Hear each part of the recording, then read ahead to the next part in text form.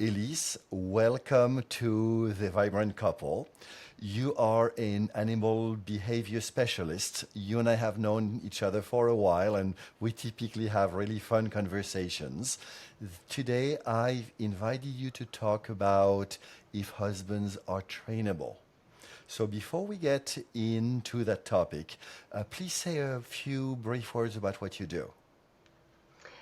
I teach people how to improve their interactions with their animals and with each other through their animals and through better understanding of our own behaviors.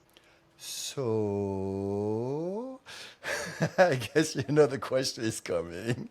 So, is a husband trainable? Yes. Ouch.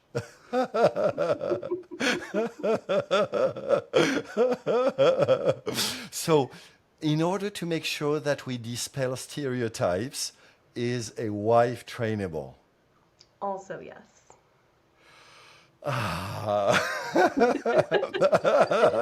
My fragile male ego feels better. I'm glad I could help. Thank you.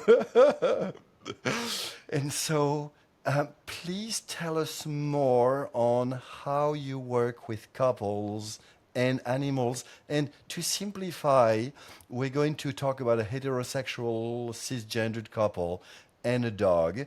You may have a different gender orientation or sexual orientation. You may have a cat or a llama. But for our conversation, let's talk about, wife and husband, whether married or not, and a dog. So, how do you work with a couple and a dog?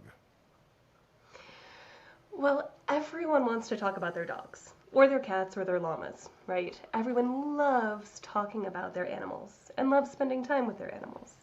So I actually find it's a really powerful tool to bring two people together into better relationship with themselves by teaching them things about their own behaviors and their own interactions by using the animal as an example. So, in short, it removes a lot of that pressure and a lot of that fear that people might have about, say, going to couples counseling. If instead you can show them, oh, look, if you interact with your dog this way, maybe your interaction with your spouse changes too. One thing I've noticed is that many couples bicker all the time. They treat each other like shit. And some people do with their dogs, but a much smaller proportion of people do that. Is that true? My sense is that it's true. So, do you work primarily with the ones who somehow treat each other like shit, but they treat the animal better? Or with every couple? Well, I work with the animal, not the couple, or at least that's what I say when I go in. I'm not a relationship expert like yourself or a coach. I'm there as a behavior specialist. But I do tend to find people who want a better relationship with their dog, in this example, also often want a better relationship with their partner. So, it's a somehow intentional byproduct. Yes. Cool. So please give us a at least one example of something you do and how you do it over time with the couples and their dog, with the intent of somehow helping them, communicate better with each other. One of my favorite things to do, and one of the first things that I do when I'm working with a new animal, is to show the people how to pay better attention to the animal, to their nonverbal cues. Right? Animals have language, it just may not be verbal language the same that ours is. Similarly, we have nonverbal communications that we're largely unaware of. So, the very first thing I do is teach people to observe their dog's physical behavior and then to observe in themselves what they're doing with their bodies, the way they're breathing, the way they're moving, the way they're sitting, their shoulders, their posture. And that immediately makes a shift in not only the human dog interaction, but in the human human interactions. My favorite trick is to teach them to sit side by side. Now, we're very often thinking of romantic interludes as face to face and gazing deeply into each other's eyes, right? But actually, if you want to form a deep connection with someone, you want to be able to sit side by side with them as well. There's something physically built into us that relaxes our nervous systems when we're shoulder to shoulder and we're actually literally seeing the world the same way. So, are you saying that when we look at each other, there is some mammalian fight or flight, maybe freeze or fawn, but let's say fight or flight for now, and that when we somehow sit side by side looking at a third, like a dog, then it somehow not only dispels that fight or flight, nervous system reaction, but somehow it invites us to somehow join together in looking at that third. It does. Hopefully, we don't have fight or flight when we're looking at our spouse, although I know sometimes we might. Couples that bicker a lot, my hunch is they are in a fight or flight mode a lot. Right, they may be. But even if you're not fight or flight, even if you have a very good overall healthy relationship with your partner, that face to face interaction still holds a lot more tension. There's a lot of social expectation. There's a lot of physiological excitement. And when I use the word excitement, that's just talking about where your nervous system is. If your nervous system is functioning at sort of a low, quiet level, you're not excited, or a very high level, whether that's good or bad, right? That's not a judgment. So when you remove that extra social pressure by removing the face-to-face and putting two people or a person and an animal or two people and their dog literally all on the same side, shoulder to shoulder, you really calm everything down, slow everything down, and deepen that connection. That's very interesting because, one of the sayings in couples is that couples are created through adversity. So somehow together we tackle life challenges. So is that the same thing? I think it is. And I think that there's something about the physical act of being together, particularly side by side and in a non-threatening way, that really changes our mental state and our perception of being together. Cool. And so one of the things I'm hearing from you is that by sitting side by side, by looking at the dog, a beloved third, somehow the couple learns to better pay attention, learns to better care for their dog, learns to better do that together, something they would not do that for themselves directly because of fear, stigma of, going to couples counseling, and all those things. And doing that, I assume you work with couples over time with their dog. You somehow enable them to talk about their relationship and how that applies to each other. Yes, and I think the really key point there is that once they're sitting side by side, they are safe enough, they are comfortable enough to start to improve their self-awareness. And it's the improving of their own self-awareness that brings up the possibility of these bigger conversations, the conversations that improve our intimacy and our connection and really deepen our relationship into something meaningful. That's wonderful. So there is a number of lights popping up in my head as we talk.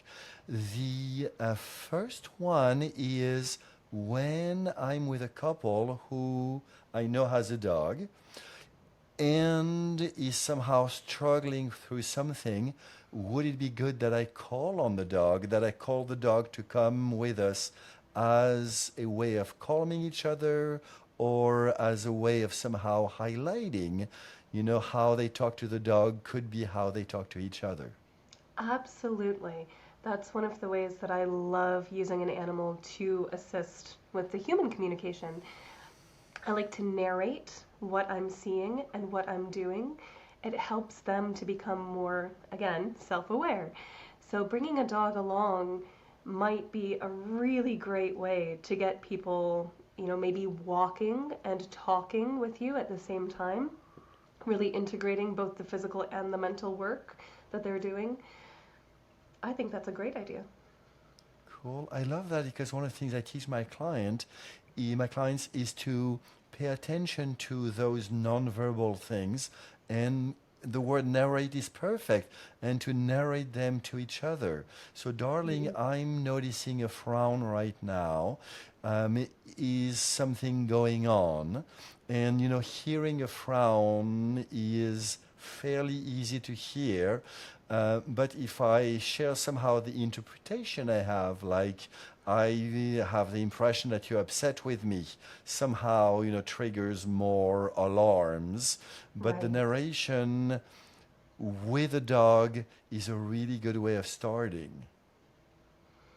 Yeah, it's really much safer emotionally, right? If you have this third party, or if you want to narrate the observations that you make about how the human's interacting with the dog. Maybe it's a step too far to start out by narrating the human-human interaction, but you could say, "Oh, I notice when you're working with Fido, your whole face softens, you smile, you relax, right? And I notice that when Fido does something you don't like, you hunch your shoulders a little bit, you withdraw, right? So you start there. And then, as they become more aware of their own behaviors, then you could start to say, I notice when this conversation area comes up with your spouse, you also hunch your shoulders, you withdraw a little bit. Maybe let's talk about that, right?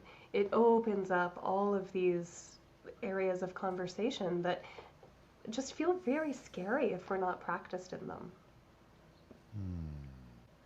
I'm not trying to mix humans and dogs in there, but it feels that dogs have a built-in anxious attachment style. That's somehow who dogs are. And as a result, humans have a more secure attachment to their dog because they know the dog will be there almost no matter what. hmm I actually think that's an excellent way of putting it. And one of the biggest issues I see is anxious attachment in dogs and all of the problems that that can cause for the human. So, that is an area of great work and great possibility for both of us in our work with our animals and our humans. So, are you saying that humans could be anxiously attached? Just Absolutely. kidding. Sadly, yes. Yeah, yeah. So basically, the anxious attachment of the dog and the more goodwill slash secure attachment humans have with their dogs is somehow a door towards creating and practicing a more secure attachment between the two humans of the couple. Yes, and if a human is concerned about their dog's anxious attachment, and many humans are, they come to me with separation anxiety, for example, helping the dog form a more secure attachment to them can help them form more secure attachments themselves. Is there correlation between the dog's anxious attachment and the anxious attachment of one or two of the partners in the couple? Very often. If I see an anxious dog, there's usually an anxious human. Wow. hmm So for the record, after the huge stereotype of, is my husband trainable? This is not husband of wife or wife. This is human and attachment. hmm If I see a secure dog, I know that there's a stable, secure human. Wow. So I'm going to put your contact info if anyone somehow feels safer to talking to you about their dog than to be about their wife or their husband. Absolutely. So they can contact you. And I know you love that work. I do. Any words of advice you would have? And here I want to extend beyond the dog because there may be something more, with other animals. Although, the anxious attachment feels more magnified with dogs, there may be something with other animals that you may somehow invite our listeners to pay attention to. Absolutely. I teach people first to pause and to take a breath and then to take action. And I tell them it doesn't matter how many times you have to practice or how many things you have to try. It's okay to keep practicing. It's okay to keep trying. It's okay to take tiny little steps because that's what will get us where we want to go in the end. And I think that applies not only to all of our relationships with all of our animals, but applies to our relationship with ourselves and with each other. So you basically normalize that relationships take training, take practice, starting with an easier third, which is the dog, and then applying that to the couple. Absolutely. So to summarize, husbands are trainable, wives are trainable, Mm-hmm. turning towards a third being side by side, learning to pay attention, learning to narrate what you pay attention to, taking a deep breath and somehow relaxing. Basically, are ways to form and practice stronger, secure attachment. Yes, that is exactly right. Cool. So I am going to keep our original title because I think it's sexier and it sells better. But basically, it is very much about how to create secure attachment Mm-hmm. with one's partner through a dog or animal. And, I want to extend that to children Mm-hmm. because, somehow I believe that it's easier to talk about one's children sometimes, not always. Sometimes they have really rough patches. But often it's easier to do that than talking about one's relationships. It somehow creates a sense of we, and then it Exactly. makes things easier to Exactly. improve the couple. Mm-hmm. Elise, I am so appreciative of your time and expertise. Please keep up the good work. If this video inspired you to create a better relationship with your dog, oops, with your spouse, please hit the like button below and subscribe so you can be notified when I publish new juicy content. Please share with all your friends who you think would benefit. I look forward to seeing you very soon.